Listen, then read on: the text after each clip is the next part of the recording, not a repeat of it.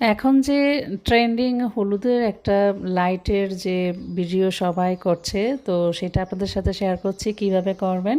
প্রথমে মোবাইলের flash light জ্বালিয়ে ওইটার উপরে পানি ভর্তি গ্লাস রাখবেন, 1 চামচ লবণ দিবেন, তার উপরে দিয়ে দিবেন হলুদ। তো এটা আসলে একটু ফানি টাইপেরই আমার কাছে মনে হয়েছে, মানে জিনিসটা সুন্দর, দেখতে খুব সুন্দর লাগে। তবে সবচেয়ে গুরুত্বপূর্ণ জিনিস হচ্ছে আপনার রুমটা পুরো অন্ধকার করে নিতে হবে, এই জন্য রাত্রিবেলা করলে ভালো। লাইট অফ করে তারপরে এটা করবেন। এটা আসলে ভিডিওতে যত না সুন্দর লাগে, বাস্তবে আরও বেশি সুন্দর লাগে, মানে খুবই ভালো লাগে দেখতে, একটা ইয়েলো রিফ্লেকশন আসে।